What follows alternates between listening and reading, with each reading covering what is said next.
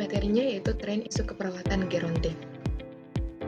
Perkenalkan, nama saya Regita Ditya Rajulati, NIM 2214201149, kelas A4 semester 7, Fakultas Keperawatan, Program Studi Ilmu Keperawatan dari Kampus Universitas Pembangunan Indonesia Manado. Masuk pada pendahuluan, di Amerika Serikat jumlah populasi lansia berusia 60 tahun atau lebih diperkirakan hampir mencapai 600 juta orang dan diproyeksikan menjadi 2 miliar pada tahun 2050. Pada saat itu, lansia akan melebihi jumlah populasi anak atau 0 sampai 14 tahun. Jumlah lansia di Indonesia diproyeksikan sebesar 7,8% pada tahun 2022 menjadi sebesar 11,34%. Faktanya itu di Cina terdapat populasi lansia yang sebagian besar berusia lebih dari 100 tahun masih hidup dengan kesehatan dan sedikit sekali prevalensi kepikulannya.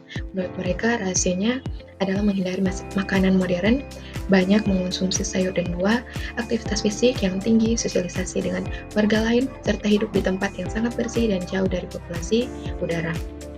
Hal ini merupakan tantangan bagi kita semua untuk dapat mempertahankan kesehatan dan kemandirian pada lansia agar tidak menjadi beban bagi dirinya, keluarga, maupun masyarakat. Kita masuk pada asas pendekatan dan jenis pelayanan kesehatan. Asas yang dianut oleh Departemen Kesehatan RI adalah meningkatkan mutu kehidupan lanjut usia, meningkatkan kesehatan, dan memperpanjang usia.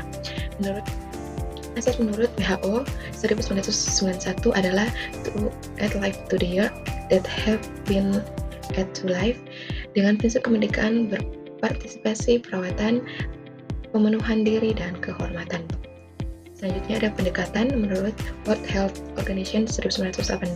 Pendekatan yang digunakan adalah sebagai berikut, yaitu meningkatkan hasil pembangunan. Masing-masing lansia mempunyai keunikan.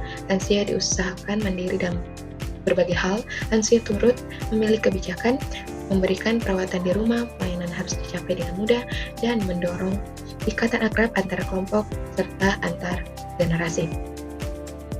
Jenis pelayanan yaitu jenis pelayanan kesehatan terhadap lansia meliputi upaya kesehatan, yaitu yang pertama peningkatan atau promotion, yang kedua pencegahan atau prevention, yang ketiga diagnosis dini dan pengobatan atau early diagnosis and prompt treatment, keempat pembatasan kecacatan atau disability limitation, yang kelima serta pemulihan rehabilitation. Kita masuk pada promotif, yaitu upaya promotif merupakan proses advokasi kesehatan untuk meningkatkan dukungan klien, tenaga profesional, dan masyarakat terhadap praktik kesehatan yang positif menjadi norma-norma sosial.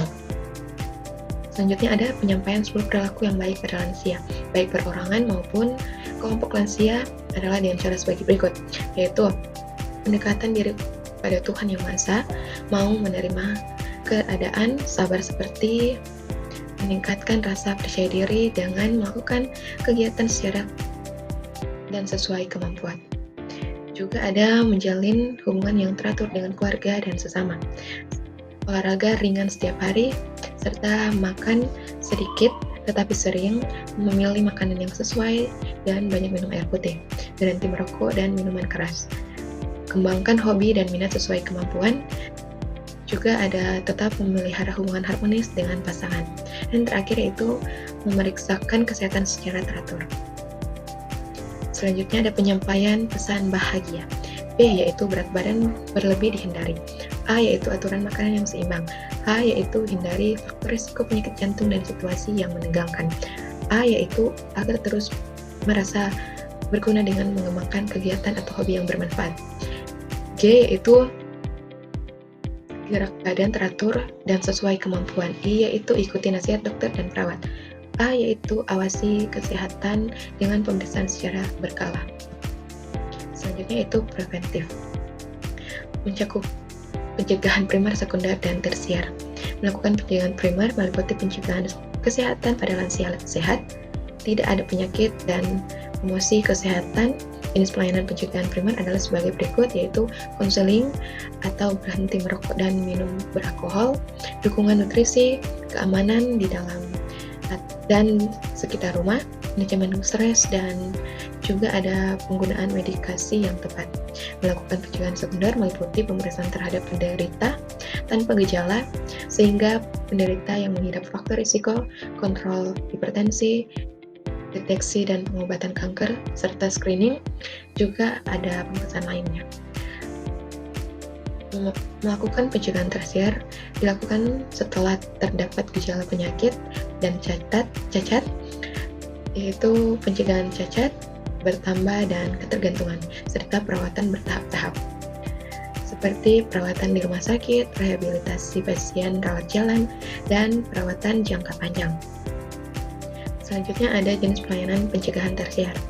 Pencegahan perkembangan gejala dengan memfasilitasi rehabilitasi dan membatasi ketidakmampuan akibat kondisi kronis, misalnya osteoporosis dan inkontinensi urin dan fekal, mendukung usaha untuk mempertahankan kemampuan berfungsi. Selanjutnya ada yearly diagnosis and proper treatment.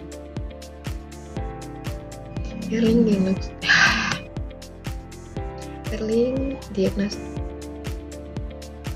diagnosis and proper treatment.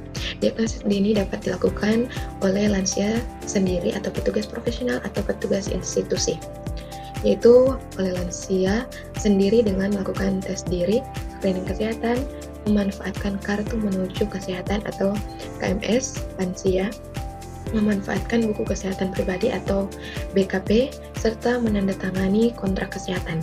Juga ada oleh petugas profesional atau tim pemeriksaan status fisik, wawancara masa lalu dan saat ini, obat yang dimakan atau diminum, riwayat keluarga atau lingkungan sosial, kebijakan merokok atau meminum minuman beralkohol.